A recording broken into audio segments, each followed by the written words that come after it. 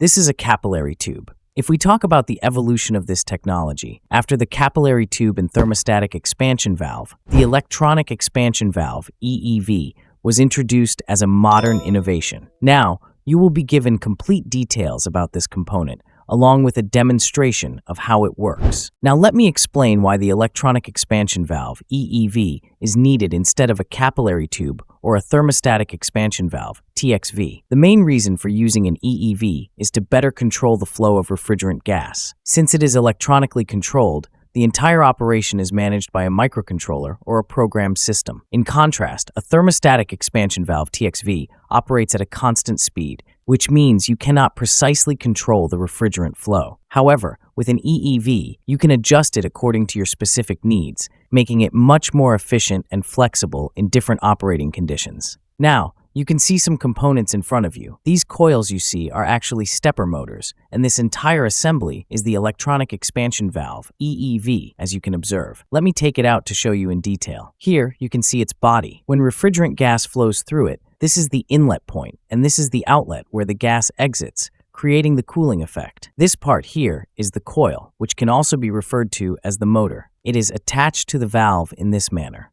Now I will cut open its body so we can see the internal structure and understand how it works from the inside.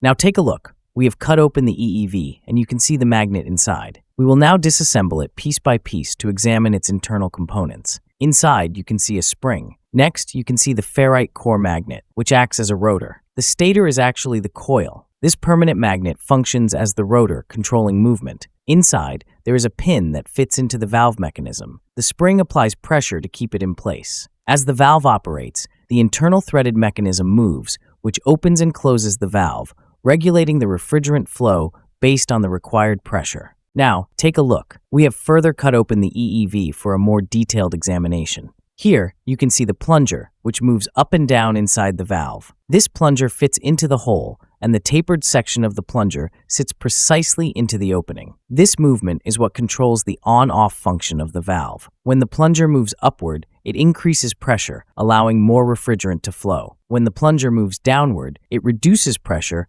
restricting the flow of refrigerant. This is how the electronic expansion valve, EEV, regulates the system, maintaining precise control over refrigerant flow. Now that you have understood the body structure and internal components of the electronic expansion valve, EEV, let's move on to testing the coil and understanding its internal manufacturing. You will learn how to test the coil to ensure it is working correctly. We will also examine what the coil looks like and how it is constructed internally. To show you its internal structure, we will cut open the coil so you can see how it is built from the inside. Stay tuned as we break it down further. Now, take a look. This is a complete coil, which I have cut open for a detailed inspection. If you observe closely, it is divided into two sections. Internally, you can see one coil here and another coil next to it. The coil has a metal coating, which is also divided into different segments to allow it to function as a stepper motor. This is a well-designed construction, making it highly efficient. One important thing to note, this is not just one coil. Each section contains two coils. That means there are two coils here and two coils on the other side. Now, before explaining its wiring diagram, let me tell you about the stators. Some stepper motors have 6 wires, as you can see in this coil. This particular one has a 6-wire stator. Next, I will explain the wiring diagram so you can understand how these coils are connected and how they function. Now, I will explain how to test 5 and 6 wires. But before testing, I showed you how this coil is constructed internally, just like I demonstrated earlier. So the thing is that you see these as 2 sets of coils, but in reality, there are actually 4 sets of coils. Now, I will explain how it is constructed internally. Now, I will show you its construction, and this is how its position is arranged. As you can see, this coil is made up of 4 sets.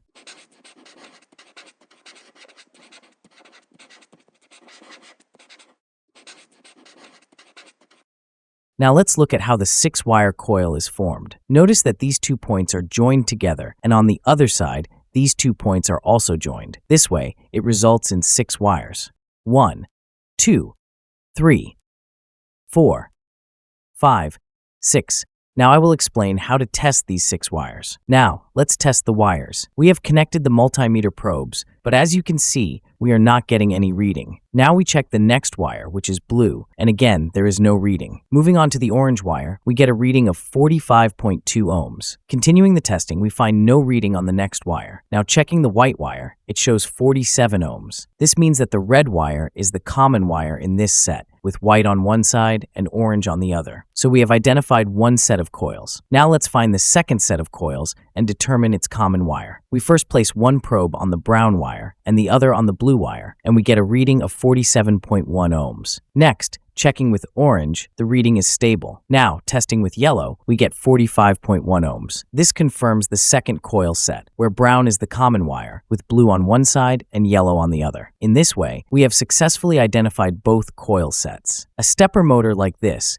where we have a common wire for each coil set, is called a unipolar stepper motor. Now, let's talk about the 5-wire stepper motor wiring connections. In this type, there are 4 coil sets, but the difference is that the 2 common points are joined together to form a single common connection. This is how the 5-wire configuration is created. Testing the 5-wire stepper motor. To test it, place the probe on any one wire and then check the adjacent orange wire. As you can see, a value is displayed on the multimeter. This happens because we now get a reading at every point, as both common wires have been joined together internally. Checking the reading again, we get 47.7 ohms on the orange wire. Now, testing with the red wire, we get the same 47.7 ohms, confirming that the red wire belongs to this set. Similarly, in the second coil set, we get yellow, followed by black, and finally gray, completing the set. Always remember that the resistance value of each coil in this motor should be 47.7 ohms for it to function correctly. Click on the left or right thumbnail to watch our next videos,